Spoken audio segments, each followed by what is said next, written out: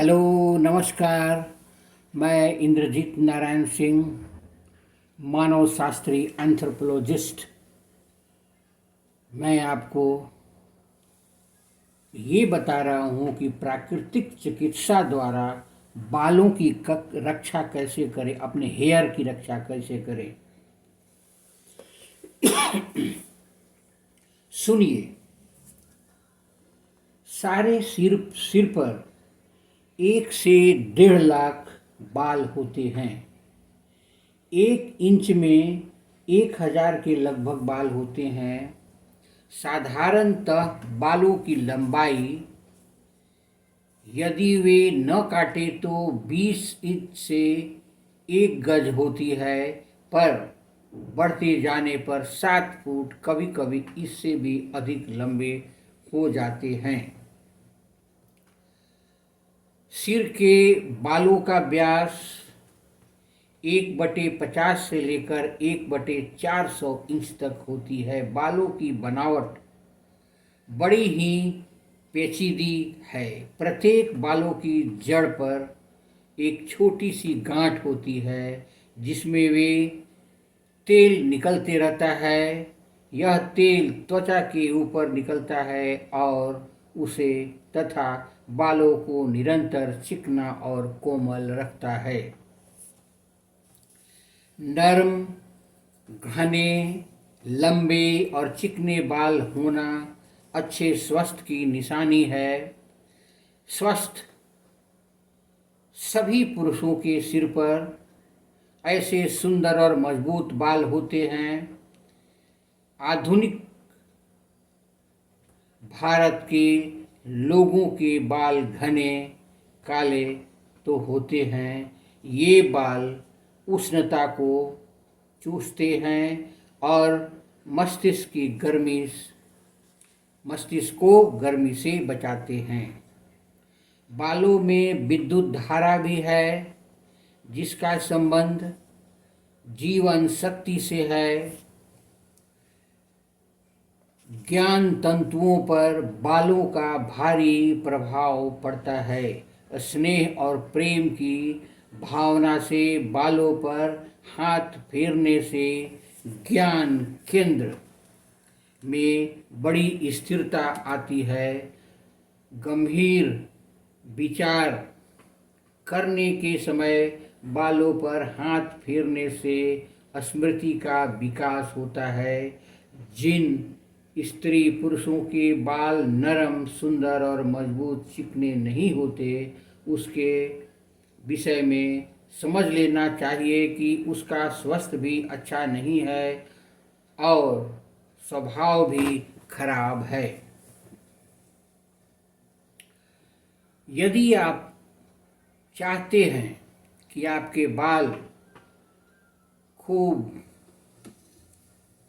घनेदार हो, अच्छा हो, तो निम्नलिखित उपाय करें। अंगुलियों के पोरों को ठंडे पानी में डुबोकर बालों की जड़ में खोपड़ी की चमड़ी पर जल्दी जल्दी इस तरह से घुमाइए मानो छल्ले बना रहा हो। बालों की सटे उंगलियों में लपेट कर थोड़ी देर तक ऐंठिए। तीसरा, सब बालों को मुट्ठी में भरकर खींचिए।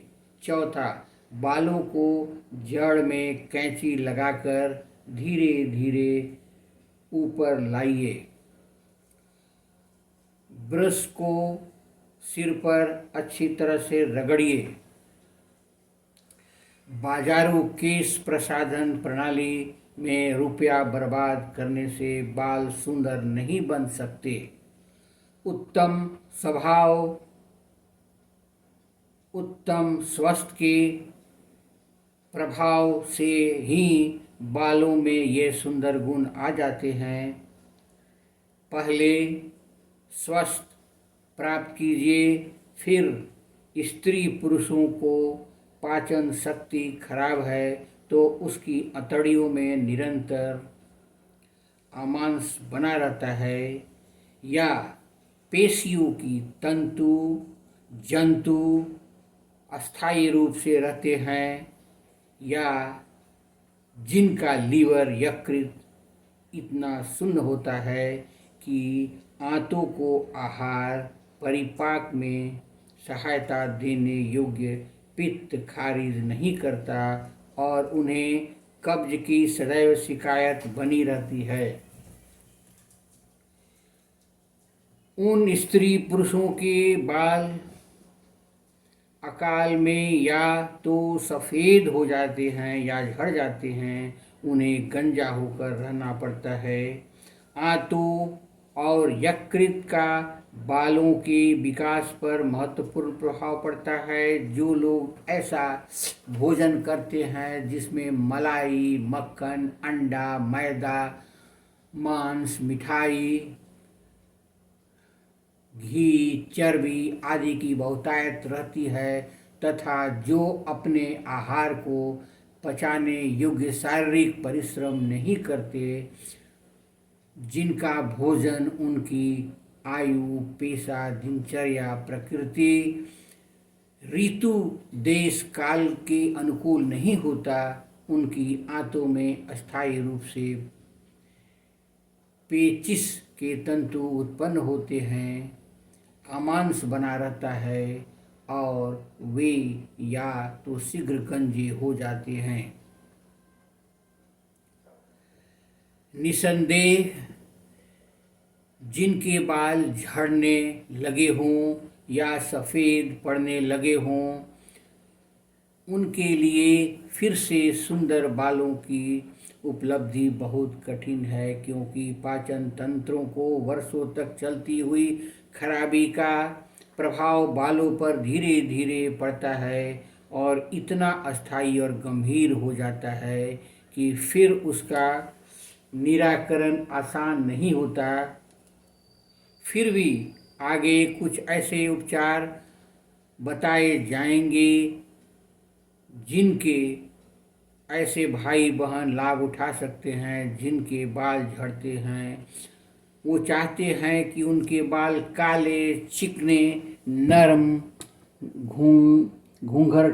घूंघरदार हों, लंबे हों, तो पहला उपाय यह है कि भोजन जिसमें स्टार्च, पोषण, प्रोटीन अधिक हो, काम कर देखिए या उसके लिए पेय पदार्थ रखिए। बालों को कसकर कभी मत रखिए, नित्य खोलकर कंघी कीजिए। रात को बालों को खोल दीजिए। जूड़ा बांधकर सोने से दुःस्वप्न भी आते हैं, इससे बचना चाहिए। पुराने बालों का गिरना और नए बालों का उगना भी लगा रहता है, परंतु यदि बाल झड़ते ही जाए तो नए न उगे तो रोग समझना चाहिए।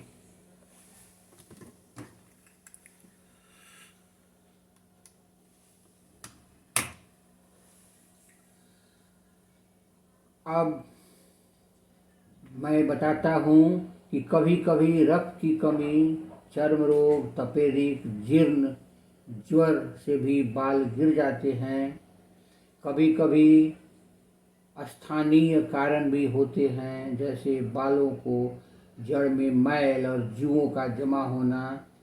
इसलिए बालों को झड़ने से बचने के लिए आप हमेशा चमड़ी की सफाई रखें। बार बार रोज कंघी की जाए। मुर्दे बालों को निकलने दीजिए। अब तक बाल कतई न सूख जाए, जब तक बाल कतई न सूख जाए और ब्रश नहीं करना चाहिए। नरम तौलिए से बहुत हल्के हाथों से बालों को साफ करना चाहिए, धीरे धीरे रगड़ना चाहिए। पानी पूरी तरह से सूख जाए तब कंघा करना चाहिए। इस प्रकार निश्चित रूप से आपके बालों की रक्षा हो पाएगी। मेरे चैनल को लाइक करें, सब्सक्राइब करें, बेल आइकन दबाएं। धन्यवाद।